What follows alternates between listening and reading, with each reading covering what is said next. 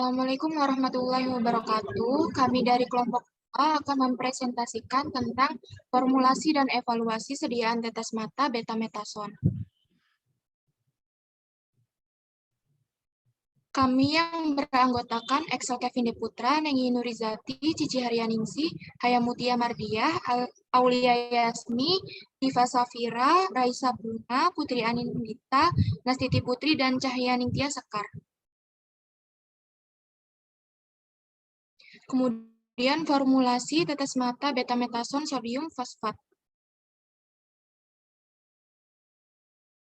Tetes mata betametason sodium fosfat tiap 10 mg-nya mengandung betametason sodium fosfat 0,1%, benzalkonium klorida 0,02%, natrium klorida 0,8%, dinatrium edetat 10 mg, dan aqua destilata sampai 10 ml.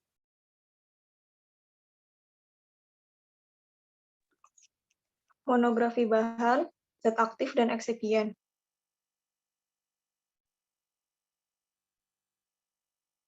Betametason fosfat.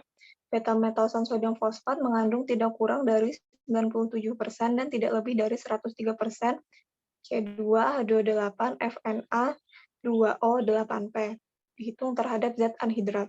Rumus molekulnya C22H28 FNA 2O8P. Bobot molekulnya 516,40 gram per mol. Pemerian serbuk putih hingga praktis putih, tidak berbau, higroskopis. Larutan mudah larut dalam air dan dalam metanol. Praktis tidak larut dalam aseton dan dalam kloroform.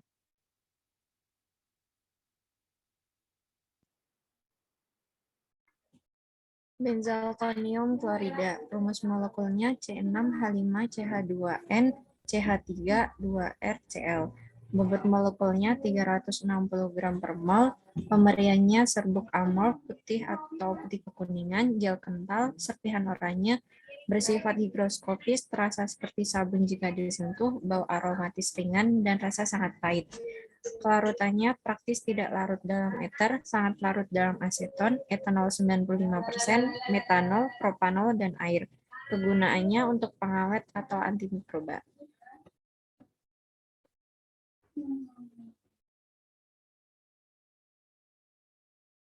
Kemudian ada natrium klorida dengan rumus molekul NaCl, bobot molekulnya itu 58,44 gram per mol, pemeriannya itu hablur bentuk kubus, tidak berwarna atau serbuk hablur putih, rasanya asin.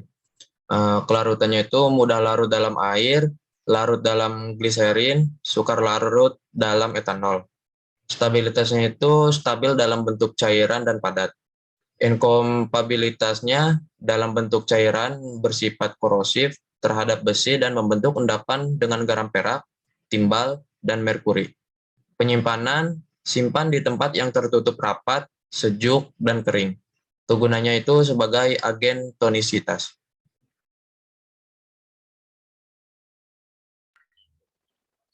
Selanjutnya ada dinatrium edetat. Rumus molekulnya C10H14N2NA2O8 anhidrat.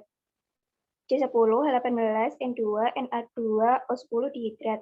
Bobot molekulnya itu 336,2 gram per mol untuk anhidrat dan 372,2 gram per mol untuk dihidrat. Pemeriannya serbuk hablur putih, tidak berbau, rasanya sedikit asam. Larutannya larut dalam air, stabilitasnya higroskopik dan tidak stabil pada udara lembab. Inkompatibel dengan agen pengoksidasi, basa kuat, ion logam, dan campuran logam. Bereaksi dengan logam membentuk hidrogen. Penyimpanannya dalam wadah tertutup baik di tempat yang kering dan dingin. Kegunaannya sebagai agen pengkelat. Selanjutnya ada aqua destilata, rumus molekulnya H20. Bobot molekulnya 18,02 gram per mol. Pemberiannya cairan jernih, tidak berwarna dan tidak berbau. Kelarutannya larut pada sebagian besar pelarut polar. Stabilitasnya stabil secara kimiawi dalam semua keadaan fisik, baik cair, es, dan uap air. Penyimpanannya dalam wadah dosis tunggal dari kaca atau plastik dan tidak lebih dari 1 liter. Kegunaannya sebagai pelarut.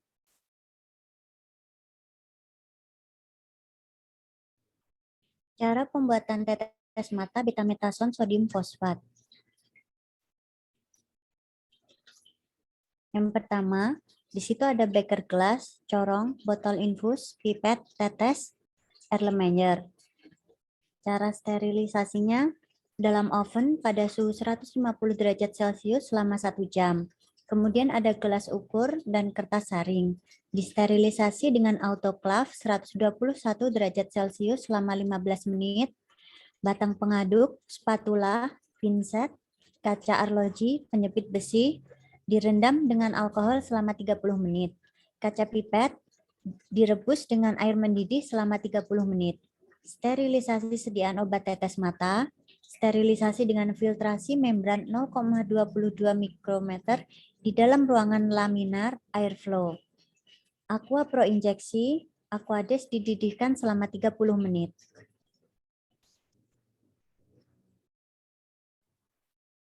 Berikut adalah cara pembuatan obat tetes mata betametason sodium fosfat. Aqua Pro injeksi dipanaskan sampai mendidih selama 30 menit. Lalu botol tetes matanya yang 10 ml dikalibrasi. Semua alat dan bahan yang digunakan disterilisasi. Timbang bahan-bahan yang akan digunakan, betametason natrium fosfat dilarutkan dalam sejumlah aqua di dalam laminar airflow. Benzalkonium klorida dilarutkan dengan aqua, kemudian disterilisasi autoclave. Larutan disaring dengan kertas saring steril. Dispensasi penyaringan dengan filter membran 0,22 mikrometer di dalam ruangan LAF. Larutan benzalkonium klorida dan betametason natrium fosfat dicampurkan hingga homogen. Lakukan pemeriksaan pH 7,5-9, lalu lakukan uji evaluasi dalam proses kontrol, yaitu uji kejernihan dan uji keseragaman volume. Tambahkan sisa Aquades hingga tanda batas. Larutan obat dimasukkan ke dalam botol tetes mata, tepat tanda kemudian ditutup. Lakukan uji quality control seperti keseragaman volume, kejernihan, kebocoran, sterilitas, penetapan kadar dan pH, lalu botol diberi etiket. Selanjutnya, evaluasi sediaan tetes mata betametason sodium fosfat.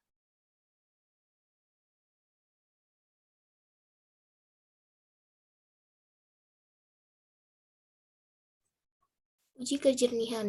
Pengamatan secara visual dengan menggunakan latar hitam putih harus bebas dari partikel kecil yang dapat dilihat dengan mata, yaitu partikel yang berukuran lebih dari 10-40 mikrometer. Kemudian dilakukan uji pH. Nilai pH ditentukan dengan mengukur perbedaan potensial antara elektroda yang diletakkan pada larutan uji dengan larutan standar yang telah diketahui pH-nya. Kemudian ada uji keseragaman volume. Isi alat suntik dapat dipindahkan ke dalam gelas piala yang telah ditara. Volume dalam mililiter diperoleh dari hasil perhitungan berat dalam dibagi bobot jenis cairan. Isi dari 2/3 wadah 1 ml per 2 ml dapat digabungkan untuk pengukuran dengan menggunakan jarum suntik kering terpisah untuk mengambil isi tiap wadah. Isi dari wadah lebih dari 10 ml dapat ditentukan dengan membuka wadah, memindahkan isi secara langsung ke dalam gelas ukur atau gelas piala yang telah ditara.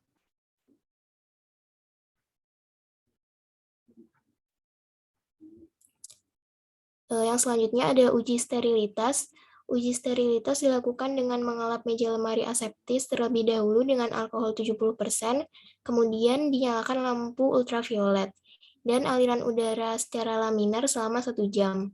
Kemasan obat tetes mata bagian luar dibersihkan dengan alkohol 70%, 3 tabung reaksi yang berisi media tioglikolat ke dalam masing-masing tabung diteteskan 2 ml sediaan uji dan diinkubasi pada suhu 30-35 derajat Celcius.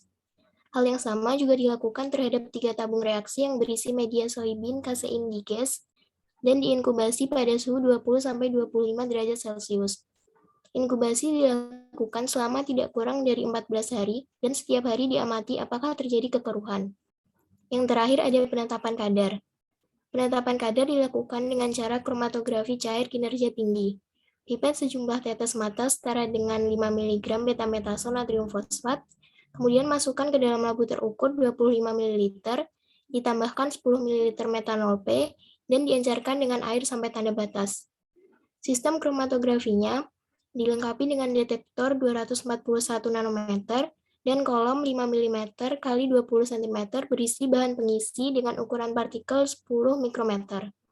Suhu dipertahankan pada 60 derajat Celcius dan laju airnya lebih kurang dari 25 ml per menit.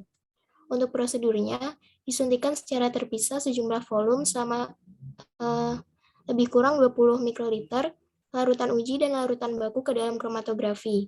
Rekam kromatogram dan ukur respon puncak utama.